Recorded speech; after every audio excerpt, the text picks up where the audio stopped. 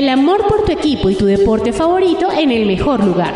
Con la información precisa llega Café Deportivo, una producción de Facto Radio, simplemente incomparable.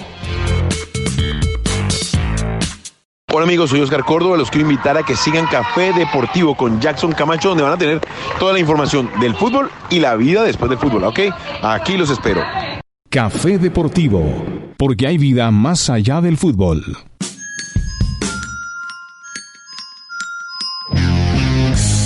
Muy bien, seguimos en nuestro Café Deportivo Colombia, porque hay vida más allá del fútbol. Entramos a nuestro segundo bloque de nuestro programa número 20, un programa muy especial, con un invitado también muy especial, Julio Moreno Barquín, que nos acompaña para hablar, ya nos habló en la primera parte de fútbol, del reinicio de la Liga Española, y ahora vamos a entrar a hablar de un tema que también nos apasiona muchísimo, y es el ciclismo. Pero antes, escuchemos la actualización de las noticias, lo más importante que está ocurriendo a nivel internacional, en la voz de Katy Segura. En materia de béisbol, las grandes ligas de béisbol rechazaron la última propuesta de los jugadores de disputar 114 partidos en la temporada del 2020 y recibir todo el salario completo prorrateado. Tras el rechazo, las grandes ligas centrarán sus esfuerzos en implementar una temporada regular de tan solo 50 partidos, lo que representa aproximadamente el 30% de una temporada regular normal. La propuesta de los jugadores de 114 partidos marca aproximadamente el 70% de una temporada normal. Inicialmente las grandes ligas presentaron a los jugadores una propuesta de 82 partidos, aproximadamente la mitad de una temporada, pero solo si ellos aceptaban un descuento del 60% en sus salarios ya prorrateados. En esta materia, pues todavía estamos esperando lo que decidan hasta que lleguen al acuerdo. Y en BMX colombiano estamos de luto luego de conocerse el fallecimiento de Esteban Durán Monsalve. El saludo de Café Deportivo para su familia y para todas las personas que lo apoyaron en Bucaramanga. Este joven competidor de BMX competía en los torneos nacionales de la Federación Colombiana de Ciclismo en la categoría novatos de 15 y 16 años y había representado a Bucaramanga y a Santander. La muerte del joven se produjo cuando era sometido a un procedimiento odontológico para extraerle las cordales, donde la madre reveló que el niño tenía temor a las inyecciones, por lo que los médicos debieron hacer el procedimiento con anestesia general y posteriormente no reaccionó. Bueno, una pena y nos unimos a ese saludo, Katy. Realmente un evento desafortunado que ocurre en el deporte y también en el tema del ciclismo. Un abrazo para la familia de este deportista y esperemos que haya fortaleza. Muy joven, lamentablemente, este fallecimiento. Bueno, seguimos muchachos con nuestro Café Deportivo porque vamos a entrar a hablar del ciclismo y un tema muy apasionante, Julio, que estábamos tocando incluso antes de nuestro programa. Teníamos una discusión fuera del aire, una argumentación, y es el tema del dopaje en el ciclismo. Durante la semana pasada aparecieron unas declaraciones que en mi concepto pues son desafortunadas de Lance Armstrong, digamos que desvirtuando un poco el título obtenido por el ciclista Carlos Sastre en 2008. Y queremos hablar con usted, Julio Moreno, ¿qué le parecieron estas declaraciones de Lance Armstrong? Un deportista que pues confesó haberse dopado y pues haber ganado 7 Tours con ayuda de sustancias dopantes. Bueno, el dopaje siempre es un tema peliagudo, ¿no? Porque, bueno, hay casos, evidentemente, toda la historia del ciclismo está teñida de casos de dopaje. Y bueno, siempre se ha dicho que el dopaje va por delante de los médicos, ¿no? Y de la ciencia para detectar que cuando, como diríamos, la policía del dopaje llega a un sitio, el dopaje ya lleva varios años de adelanto, ¿no? Siempre es un tema que es complicado porque siempre está rondando sobre los corredores y sobre los equipos, tanto a nivel personal como individual, porque, o sea, a nivel grupal, ¿no? Ha habido casos en el Tour de Francia, ¿no? Fue el caso Festina, que un poco era directamente sobre el equipo, ¿no? Y después también pues hay casos donde a nivel individual, ¿no? Donde, bueno, pues la persona al título individual determina que se tiene que apoyar en esa sustancia prohibida para aumentar su rendimiento. Yo creo que Lance Armstrong se equivoca sobre todo cuando acusa a otros compañeros de algo que, bueno, no se ha demostrado. Sabéis que evidentemente se pasan miles de controles y que, bueno, los corredores están sometidos a una seguridad y a un continuo los vampiros, ¿no? Como se les suele conocer, ¿no? Que se presentan en casas de las casas de los corredores para hacerle esos análisis. Entonces, bueno, señalar a un compañero me parece que no es correcto si no ha salido nada ni se ha demostrado ningún tipo de que tomara sustancias dopantes. Al final, yo creo que Lance ha sido un poco un juguete roto como tantos otros dentro del mundo del ciclismo, ¿no? Y Julio, el tema de... Entonces, en ese caso podríamos inferir que lo que quiere Lance Armstrong es como tomar o tener ese reconocimiento que perdió luego de haber confesado, digamos, haberse dopado y pues haber cometido esa no sé cómo decirlo, como esa imprudencia, podemos decirlo, de doparse, no, imprudencia no, como hacer esa trampa de doparse para ganar los Tours. Claro, bueno, al final es un poco extiendo la duda sobre más gente para que mi pena o mi delito, entre comillas, sea más pequeño, ¿no? En España decimos una frase, un refrán que dice: mal de muchos, consuelo de tontos, ¿no? Bueno, al final, pues, evidentemente, él parece ser que pretende señalar o acusar a más corredores de haber hecho lo mismo que él, pero claro, sin pruebas, pues, la verdad es que es un poco... pues no es correcto, ¿no? Aparte de que es un poco cobarde por su parte. Yo creo que Lance en ese sentido, ya digo, antes se equivoca y bueno, pues él, evidentemente él sabrá, ¿no? Supongo que también estará asesorado por abogados, entiendo que, porque también, bueno, pues Carlos Sastre a lo mejor podría emprender acciones legales contra él o contra quien estime oportuno, ¿no? Julio, ¿cuál es su posición frente, o sea, ya nos ha comentado lo de Armstrong, pero si él, digamos, no le hubieran retirado los 7 Tours y todo lo que se habló y los patrocinios, ¿será que él hubiera podido hablar lo que está hablando ahorita, Julio? Hombre, evidentemente no, claro, bueno,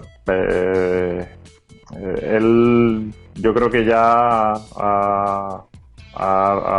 está pagando, ¿no? Tampoco, yo creo que yo creo que todo el mundo del ciclismo tampoco debería ya de darle, entre comillas, tanta importancia al tema Armstrong. Ha habido mucho, ya he dicho, la historia del ciclismo está llena desgraciadamente de episodios de dopaje, de gente que ha hecho trampas, de gente que ha querido ir más allá en su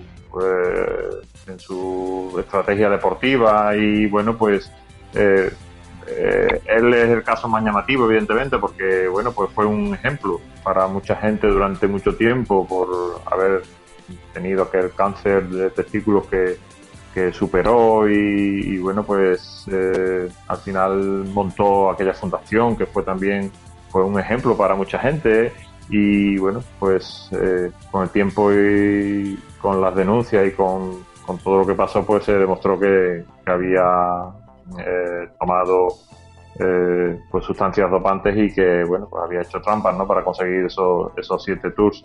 Bueno, siempre ha habido sobre los campeones también siempre ha habido muchos ataques y mucha recelo sobre cómo han conseguido las victorias, pero bueno, al final Lance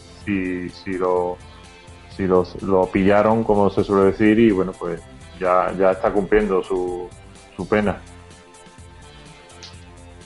Julio, la situación es la siguiente. Fuera del aire, como decía Rey, tuvimos una discusión aquí amable entre amigos, como asumimos todos los temas.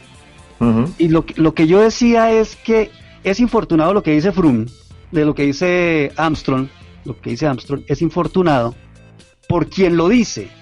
Pero él ha afirmado siempre, también en uno de sus libros, que por lo menos el 95%, creo que es la cifra que él toca, de la gente que corría en ese tiempo, se dopaba, utilizaba cosas prohibidas, y ya tenemos la historia y la idea no es recalar. Lo que él quizás reclama es que al único que le cayeron en el mundo del ciclismo es a él, y lo que yo sostenía es que él debe saber por qué lo dice, independiente de que de pronto sea el menos indicado, pero no por eso quiere decir que no pueda tener razón. ¿Usted qué opina?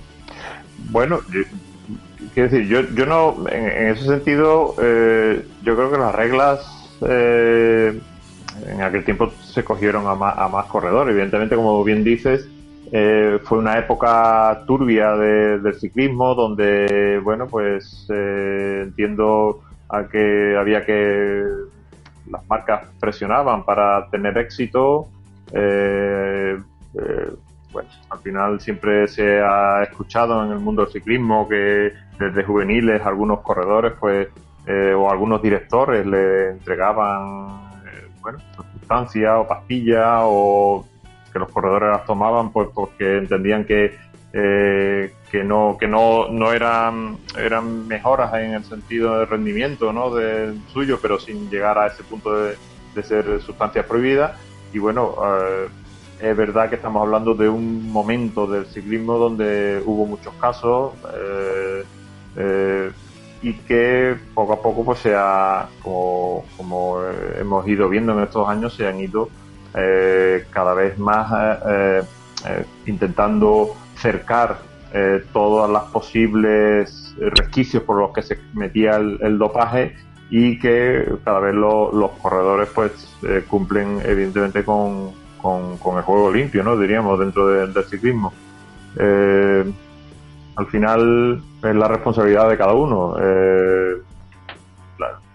No sé si habréis visto algunos reportajes de las barbaridades de temas de transfusión de sangre, ¿no?, que se ha hecho o que se hacían para con entrenamientos en altura, y que después aquí en España la Operación Puerto, ¿no?, que fue una investigación bastante grande sobre determinados ciclistas. Bueno, aparecieron nombres, aparecieron doctores, pero al final terminó con alguna sanción, ¿vale? Pero yo creo que ese tiempo, yo creo que pasó ya, o por lo menos espero que ya haya pasado, y yo creo que hoy en día con el control absoluto que hay, cada vez es más complicado hacer este tipo de engaños, de trampa, ¿no?, dentro del ciclismo.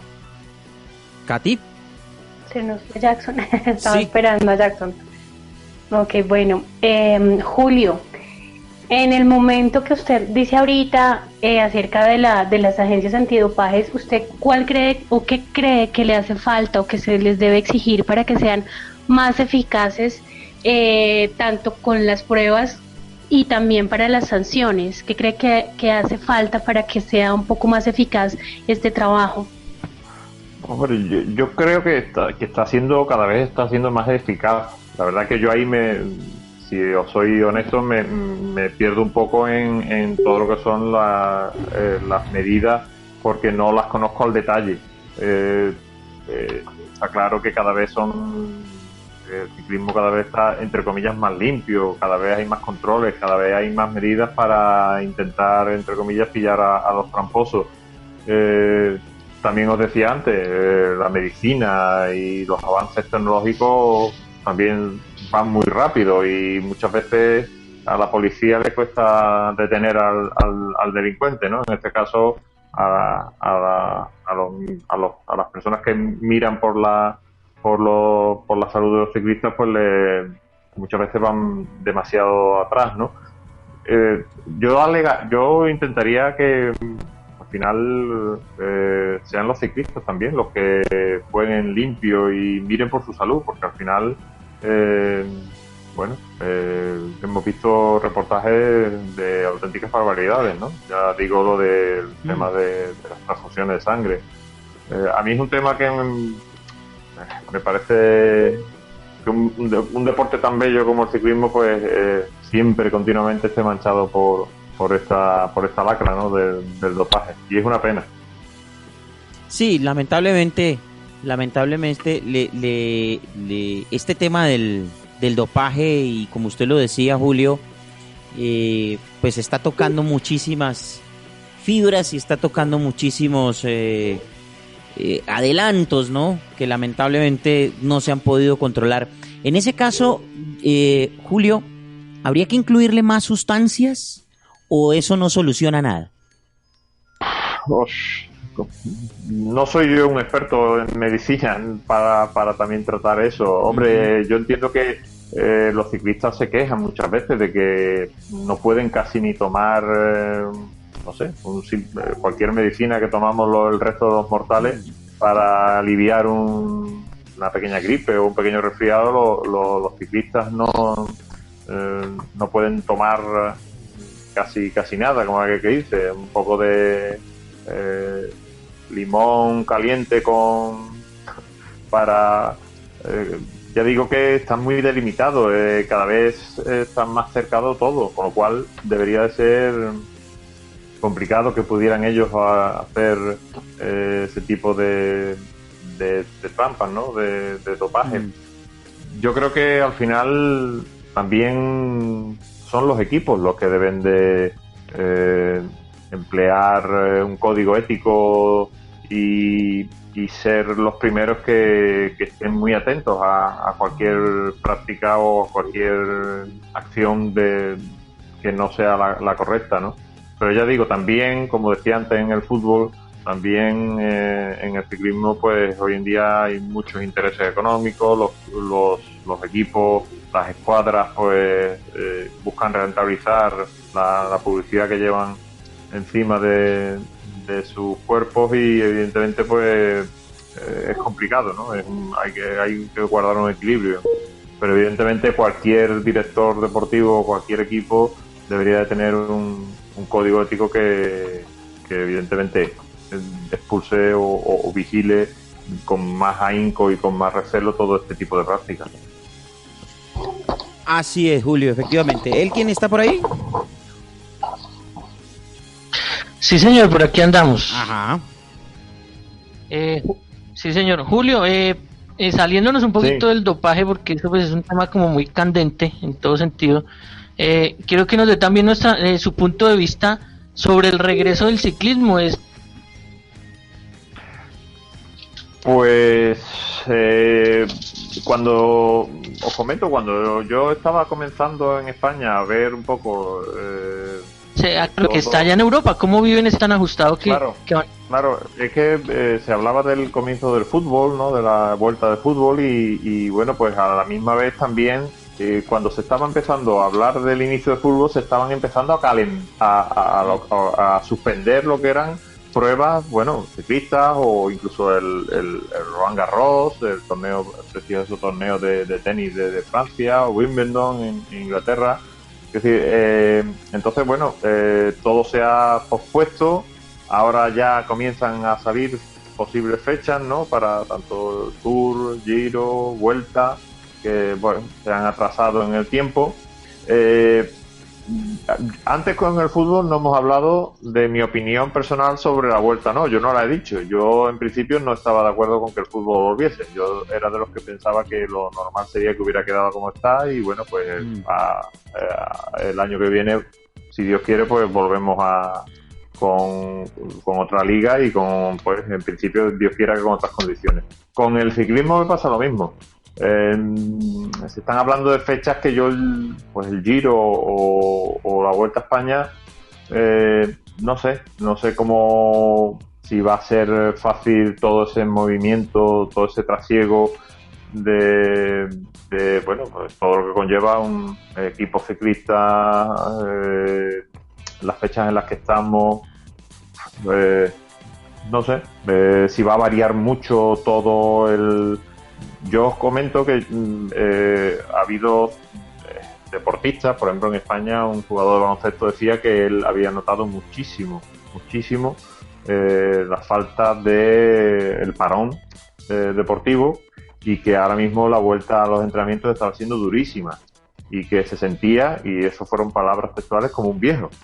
Quien les habla practica ciclismo habitualmente casi todos los días, mi hora y cuarto no me la quita nadie, y yo, tras practicar rodillo en casa en el confinamiento, cuando salía a carretera, claramente parecía un señor de 80 años, no podía con mi cuerpo. Entonces, trasladando mis sensaciones personales, que son las de un aficionado a la bicicleta, evidentemente no me quiero comparar con un profesional, pero voy a que seguramente se ha trastocado todo el calendario, que los ciclistas tienen un calendario muy previsto, muy determinado, con unos picos de entrenamiento. Entonces creo que trasladar todo eso estamos hablando de septiembre, octubre, no sé cómo va a afectar, no sé cómo eso puede afectar a los corredores y a las organizaciones, evidentemente, ¿no? Sí, pero bueno, básicamente, Julio, nosotros, y aquí ya hemos tocado ese tema, no podemos concebir, por ejemplo, un Tour de Francia sin público, que sería lo que se está pensando hacer en este momento.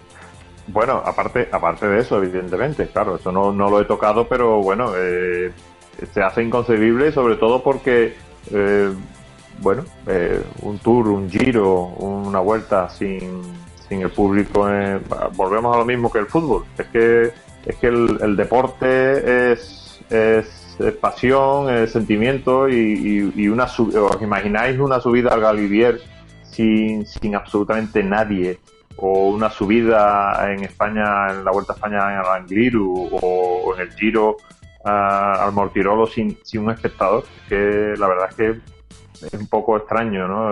Los corredores no van a tener ese apoyo, y ya digo, a mí lo que me preocupa es físicamente. Yo creo que, no sé hasta qué punto los corredores van a notar ese parón y esa completa parada en la planificación deportiva que tenían de este año.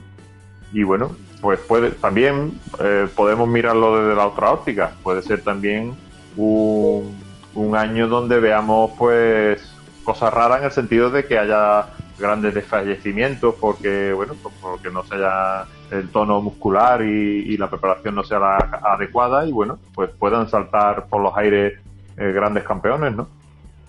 Sí, exactamente. Y Julio, ya para cerrar un tema, porque este sí nos toca personalmente a nosotros los colombianos y queremos también conocer su punto de vista, usted que es un experto, y es el tema de los 3 líderes de Ineos.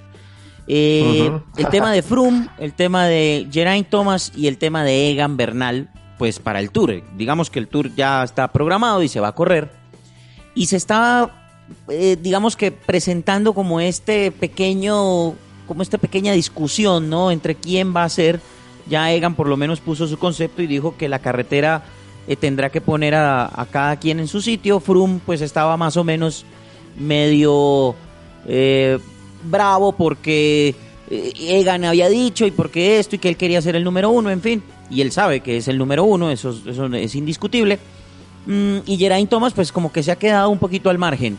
¿Usted cómo ve ese tema de los 3 capos de Ineos para estas grandes competencias que se vienen? Bueno, sabéis como todos los aficionados al ciclismo que siempre ha habido grandes batallas, ¿no?, dentro de los equipos.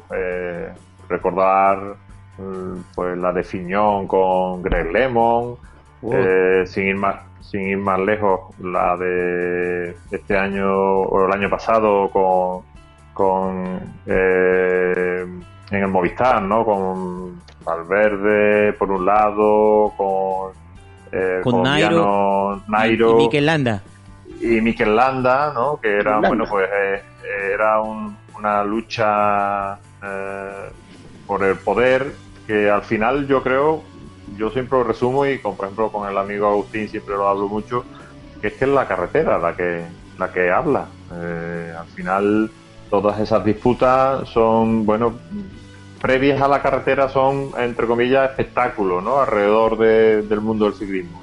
Y uno declara una cosa, el otro declara otra, pero al final es la carretera la que pone a cada corredor en su sitio, las fuerzas, la preparación que tenga, lo bien que llegue, el momento justo. Hay muchas veces que corredores que se han preparado estupendamente, pues hemos visto que llegan al Tour y pues no se sabe por qué, muy bien, pinchan, no van, las piernas no responden, y bueno, pues por eso digo que la carretera. Hombre, yo en esa disputa que comentáis de Ineos, yo sacaría un poco, y a lo mejor me voy a equivocar, porque me habéis puesto como experto y normalmente los que más siempre conocen la historia son los que más se equivocan, ¿no? Pero yo, Geraint Thomas, no sé yo hasta qué punto. Yo ahí a los grandes capos son Froome y Bernal, ¿no? Y hombre, no porque yo esté hablando con una radio colombiana, pero Egan Bernal, la verdad es que ha demostrado, a mí me ha parecido, es un chico que me ha impresionado, porque ha llegado sin hacer mucho ruido, en el sentido de que, bueno, yo ya lo vi antes de varias pruebas y me gustó, pero lo veo que hace las cosas, no sé cómo, haciendo un símil futbolístico, hace las cosas muy sencillas. No es nada espectacular, no da, ¿cómo diría? No da grandes recitales, ¿no? A mí me recuerda un poco a uno de mis ídolos de la bici, que es Miguel Indurain, ¿no? Indurain era una persona que no hacía grandes declaraciones, no era, entre comillas, hombre, en las cronos sí era espectacular, evidentemente, pero dejaba ganar, era una persona tranquila, y Egan Bernal lo veo un poco así, no sé, vosotros lo conoceréis mucho mejor que yo, pero, y no sé si estáis de acuerdo con ello, pero lo veo como un tipo que va a hacer las cosas callado, se ve bastante responsable, y yo creo que ese es el fruto, o esos son un poco los condimentos que tiene de tener un ciclista que quiera ser importante, ¿no? Hay otros casos, evidentemente, en la historia del ciclismo, donde sí eran, pues, entre comillas, gente más brava, ¿no? Bernard Hinault, ¿no? Por ejemplo, que era o Eddy Merckx, ¿no? Que son los grandes caníbales de este deporte, pero a mí la actitud y la forma de correr y todo de Egan Bernal me gusta mucho, y yo apuesto por, no sé si es una apuesta arriesgada, pero en el duelo Froome Bernal yo apostaría por Bernal, y ya digo, no porque esté hablando con vosotros, si pensara lo contrario lo diría también. Así es. ¿Jackson? Sí, gracias, aquí estoy, Julio. Lo primero, un equipo que ha ganado 7 de los 8 últimos Tour de Francia debe tener clarito quién es el líder. O sea, y estoy de acuerdo con usted, la carretera decide eso, y es como un comercial muy famoso de baterías de un conejito que cuando se acaba la energía no avanza un milímetro. Así es, creo, un buen símil para el ciclismo, y ellos no van a cometer algunos malos ejemplos como lo que pasó en el mismo Movistar, porque llegaron, no sé usted qué piensa, Julio, pero usted no puede llegar a un Tour de Francia a decidir de 3 líderes después de la 9ª etapa con un corredor como, ya es mi opinión personal, como Landa, que es extraordinario, pero también estoy seguro que lo de Landa no pasa por lo ciclístico, porque es un hombre que es muy fuerte, es arriesgado, es valiente, es peleador, pero ha tenido inconveniente en todos. Entonces yo no creo, le reitero mi opinión, pero no creo que Ineos cometa el mismo error. Lo segundo, Julio, por aquí encuentro, muchachos, también la recomiendo, en un sitio que se llama sentirbético.es, una columna que se llama JJ Barquín, se llama Los Días Tristes. Ayer me puse a ver la columna y él dice cosas muy ciertas, y se lo quiero pues preguntar a él, teniendo en cuenta también un video que conocí, por ejemplo, de Antonio Banderas, que es de la bella provincia de Andalucía, que dice que esto para el mundo fue como cuando uno le da un infarto, porque él tuvo problemas cardíacos, y que estamos después, el mundo va a volver después de un infarto. También recomiendo el video, pero me llama la atención algo de su frase, Julio. Dice: hemos sido golpeados por un terremoto pandémico que nos ha traído muertos, que nos ha dejado indefensos, destrozados. Vivíamos en un mundo placentero. Y en resumidas cuentas, usted también dice acá que se está imponiendo el interés económico sobre la vida en un país desangrándose lo político y con una gravísima situación económica que se aproxima a pasos agigantados. Me parece que está leyendo como si fuera en Colombia, Julio. ¿Qué pasará con el mundo después de todo esto? Pues sí, hombre, en ese artículo que yo escribía en Sentir Bético expresaba eso, ¿no? Yo os he dicho antes que no estaba de acuerdo con la vuelta al fútbol, fundamentalmente porque creo que estamos viviendo un momento, bueno, en España estamos rozando los 30.000 muertos, cifras oficiales, cuidado, se está hablando de que cifras no oficiales estaríamos cerca de los 40.000. Bueno, en Estados Unidos ya sabéis las cifras, en Colombia, bueno, en todo el mundo, ¿no? Es una pandemia en Brasil, ¿no? Donde creo que el señor Bolsonaro se lo está tomando un poco a broma, y la verdad que esto no es para tomárselo a broma. Entonces, bueno, pues yo en esta columna decía que no me apetece incluso ver fútbol, la verdad. Yo supongo que a lo mejor este jueves pues seguiré algo el partido, pero antes del fútbol, el deporte, tenemos que preocuparnos por otras cosas más importantes que es la vida, ¿no? Y entonces, en ese sentido, pues está claro que no abogaba por la vuelta del fútbol. Sobre el tema que comentas de Landa, sí quería deciros que Landa, es verdad, Landa es un extraordinario corredor, un chico que yo creo que tiene muy claras las cosas, pero que esa claridad y ese sentirse importante le ha hecho a lo mejor cometer errores, y uno fue a lo mejor por ese enfrentamiento con Nairo, ¿no? En el Movistar. Y tú decías que el director sería el que debería de decidir. Lo que pasa es que muchas veces los directores, claro, a lo mejor tienen miedo a cometer el error de apostar de antemano por un líder.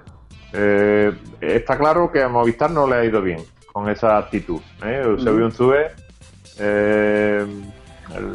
que es quien lleva las riendas del Movistar, es una persona muy ecuánime, y yo creo que intenta, bueno, pues ayudar a los dos corredores en este sentido, en esta pelea que tuvieron el año pasado, y al final pues salió, como decimos aquí, trasquilando, ¿no? Salió mal porque, bueno, pues el equipo un equipo ciclista es eso, un equipo, y si el equipo no va bien y hay rencillas o peleas entre los corredores, pues mal vamos, ¿no?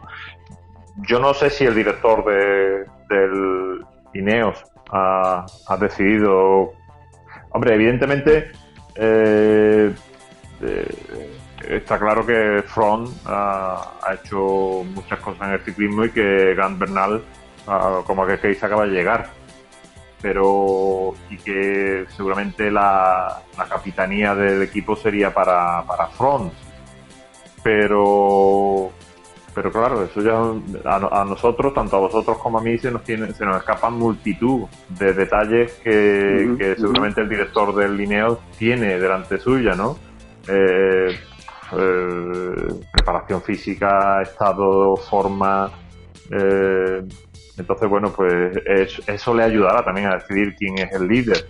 Yo lo que sí estoy seguro, por lo que os he dicho antes, porque creo que si al final se deciden en el Ineos, que yo creo que será lo normal, que sea Froome, aunque ya digo que mi apuesta sería por Bernal. Estoy seguro que Bernal va a ser muy honesto, y va a ser no va a ser muy justo con el equipo, y que yo creo que va a ayudar, que se ve un chico bastante, no sé, no tiene ese punto de egoísmo o de orgullo para decir que va a ser la guerra por su cuenta. Yo creo que sí, vamos, que va a ayudar a Fron y que va a ser un coequipier, una ayuda en todo momento para Fron. Otra cosa es que después ya en carrera Fron no vaya y bueno, pues si él se encuentra bien, porque no va a tomar los galones. Pues Julio, nos queda simplemente agradecerle por estar con nosotros en esta charla con nuestro Café Deportivo Colombia. Ha sido muy agradable haberlo escuchado. Hablamos de fútbol, hablamos de ciclismo con Julio Moreno Barquín del portal sentirbético.es. Julio, muchísimas gracias por estar con nosotros en nuestro Café Deportivo Colombia y esperemos que se vuelva a tomar un cafecito con nosotros en esta mañana de aquí de Colombia, tarde o noche allá en España. Pues sí, encantado. Yo, por supuesto, me tomo un café y dos, si hace falta, con vosotros. He estado muy a gusto y bueno, pues siempre un gustazo hablar de fútbol y de ciclismo con vosotros, con la gente de Colombia, que lo vivís, yo creo que exactamente igual, con la misma pasión que lo vimos aquí los españoles. Así es, Julio, pues muchísimas gracias de nuevo y a todos nuestros seguidores un abrazo cordial de parte de Jackson Camacho, de Elkin González, de Katy Segura. Yo soy Arturo Vargas Mendoza y nos encontraremos la próxima semana en una nueva edición, será la número 21 de nuestro Café Deportivo Colombia, porque hay vida más allá del fútbol. Un abrazo y que la pasen bien.